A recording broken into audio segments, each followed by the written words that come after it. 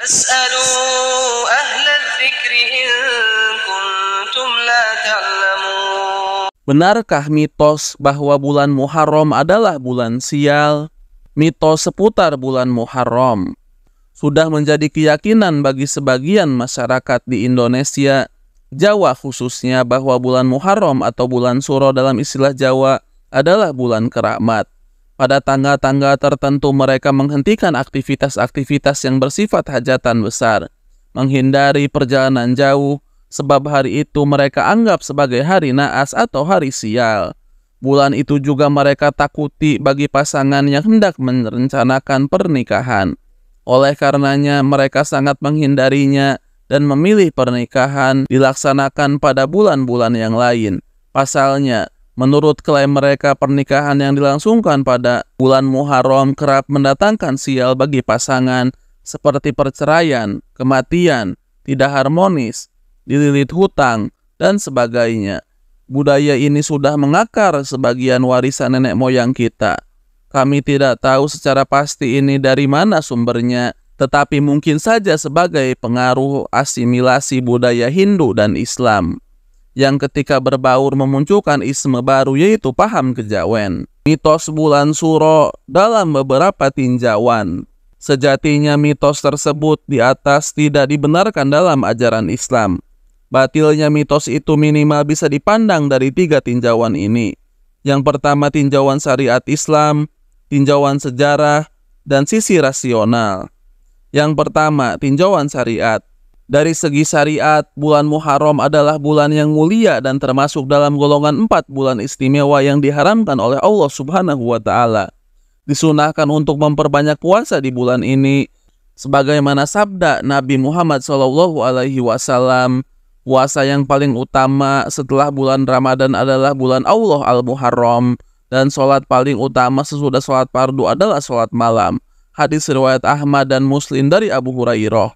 Terlebih lagi, berpuasa di tanggal 10 dari bulan ini, lalu ditambah dengan tanggal 9 atau 11. Rasulullah SAW bersabda, "Aku berharap pada Allah agar puasa di hari Asyura tanggal 10 bulan Muharram bisa menghapuskan dosa 1 tahun lalu." Hadis riwayat Muslim dan Ahmad dari Abu Qatadah. Sedangkan yang dilarang oleh syariat di bulan ini adalah melakukan perperangan kecuali apabila umat Islam diperangi. Termasuk diharamkan pula perbuatan-perbuatan menzolimi diri sendiri. Perbuatan maksiat di bulan ini dilipat gandakan dosanya. Apalagi jika maksiat tersebut bernuansa syirik dan khurafat, seperti keyakinan bahwa bulan ini adalah bulan yang sial. Meyakini adanya hari atau bulan sial merupakan bentuk celaan terhadap waktu yang Allah ciptakan, dan itu beresiko mencela Allah yang menciptakannya. Nabi SAW bersabda, "Janganlah kalian mencela dahar atau waktu, karena Allah itu adalah dahar atau waktu." Hadis riwayat Muslim nomor 5827 dari Abu Hurairah. Maksudnya bahwa Allah adalah pencipta waktu, sebagaimana terdapat dalam riwayat yang lain menjadi penafsir hadis di atas. Dan mencela ciptaan Allah beresiko mencela penciptanya. Rasulullah SAW bersabda, Allah Azza wa Jalla berfirman, "Anak Adam telah menyakitiku, ia mencela waktu, padahal aku adalah pencipta waktu. Di tanganku segala perkara, aku memutar malam dan siang." Hadis riwayat Bukhari nomor 5827 dan Muslim nomor 5824 dari Abu Hurairah. Hari, bulan, dan tahun yang Allah ciptakan semuanya baik, tidak ada yang sial atau naas. Sesungguhnya kesialan, kecelakaan adalah bagian dari takdir Allah yang tidak diketahui hambanya kecuali setelah terjadi.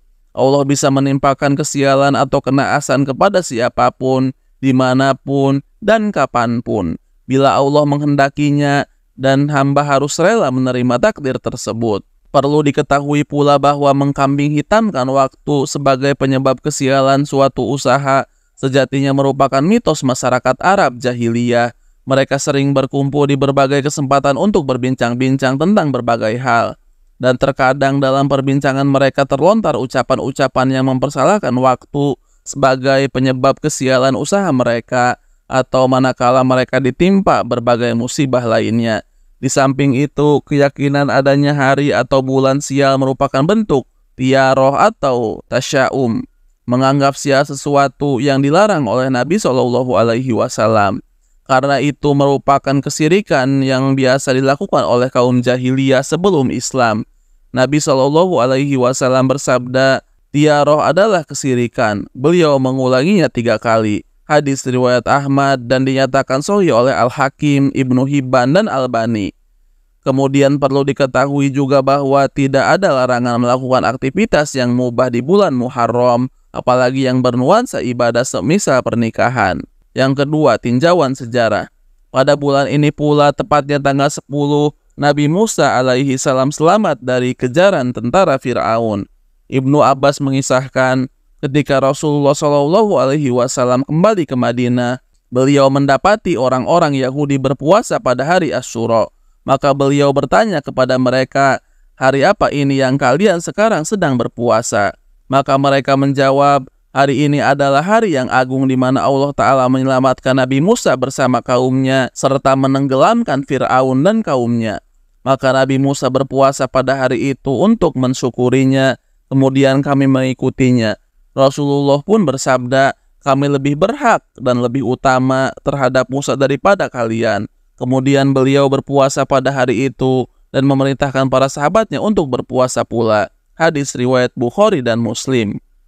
Kisah ini menuturkan kejadian sukacita bukan duka cita, apalagi kisah kesialan. Jadi, menganggap bulan Muharram sebagai bulan naas tidak ada landasan sejarah yang membenarkannya. Karena pada bulan ini justru kita mendapatkan anugerah yang sangat tinggi. Wajarlah jika kemudian kaum muslimin mensyukurinya dengan berpuasa tanggal 10 Muharram. Yang ketiga, tinjauan produktivitas amal. Secara rasional, tidak dipergunakannya sebuah hari lebih-lebih sebulan untuk melakukan aktivitas sebagaimana layaknya, tentu akan mengurangi produktivitas kerja atau amal. Ketika pada hari itu semestinya bisa dimanfaatkan misalnya untuk melakukan perjalanan pulang kampung atau berangkat ke tempat kerja, pendidikan, silaturahim, atau hal-hal lain yang sangat bermanfaat, maka semuanya harus ditunda besok harinya atau harus buru-buru dilakukan sehari sebelumnya. Masyarakat cenderung memahami naasnya suatu usaha hanya pada masalah-masalah duniawiyah. Takut kecelakaan, takut bangkrut, takut miskin, dan takut mati. Ini menunjukkan bahwa orientasi kerja mereka hanya semata-mata hasil yang bagus, sementara mereka tidak siap untuk menerima kerugian, apalagi sampai pada tingkat kematian. Karena mereka memang tidak cukup bekal amal untuk itu. Padahal semua manusia pasti mengalaminya, dan yang jelas waktunya tidak mesti pada bulan Muharram, melainkan di semua bulan manusia bisa mendapatkan keberuntungan maupun kerugian. Tidak ada satupun penelitian yang menghasilkan data bahwa pada bulan Muharram angka kecelakaan meningkat, rasio kematian paling tinggi, kasus perceraian paling banyak, dan sebagainya. Apakah dengan menghindari bulan ini dari melakukan aktivitas lantas dijamin bebas dari masalah? Tentu tidak jawabannya. Sekali lagi semua tergantung dari usahanya dan taufik dari Allah Subhanahu wa Ta'ala, bukan waktu naas atau mujurnya. Ada perkataan, kita kan masyarakat Jawa. Manakala dipaparkan keterangan di atas, barangkali akan ada sebagian kalangan yang berdalih, walaupun beragama Islam, namun kita kan tinggal di tanah Jawa, jadi tidak etis jika kita tidak mengikuti atau menghormati adat istiadat masyarakat Jawa. Jawabannya, Allah telah memerintahkan dalam Al-Quran agar kita bertotalitas dalam berislam. Allah berfirman yang artinya, wahai orang-orang yang beriman, masuklah ke dalam Islam secara keseluruhan, dan janganlah kalian ikuti langkah-langkah setan, sungguh ia musuh yang nyata bagi kalian. Quran Surat Al-Baqarah ayat 208. Bukanlah merupakan sikap totalitas dalam beriman, manakala seseorang sholat, puasa, dan zakat dengan cara Islam, namun berkeyakinan dengan sesuatu yang tidak selaras dengan ajaran Islam. Islam bukanlah agama yang menolak mentah-mentah setiap adat istiadat, apalagi jika budaya tersebut selaras dengan ajaran Islam. Namun Islam akan memerangi budaya manakala bertabrakan dengan ajarannya, sebagai upaya agar para pengikutnya patuh dengan setiap aturan yang digariskan oleh Allah Azza wa Jalla. Sedikit renungan di awal tahun baru Hijriah. Sebagai renungan dalam momen tahun baru ini, marilah kita introspeksi kembali segala apa yang telah kita lakukan pada tahun kemarin. Terutama jika pada tahun lalu kita masih memiliki mitos bagaimana di atas, maka mulai tahun ini marilah kita buang jauh-jauh itu semua sebagai bentuk komitmen kita untuk selalu melakukan perbaikan demi perbaikan setiap saat, terutama terhadap keimanan dan amal kita. Tahun ini harus lebih baik dari tahun kemarin. Allah Subhanahu wa Ta'ala berfirman yang artinya, wahai orang-orang yang beriman, bertakwalah kalian kepada Allah dan hendaklah setiap diri memperhatikan apa yang telah diperbuatnya untuk hari esok, yaitu akhirat. Dan bertakwalah kepada Allah, sesungguhnya Allah Maha mengetahui apa yang kalian kerjakan. Quran Surat Al-Hasr ayat ke-18. Wallahu a'lam.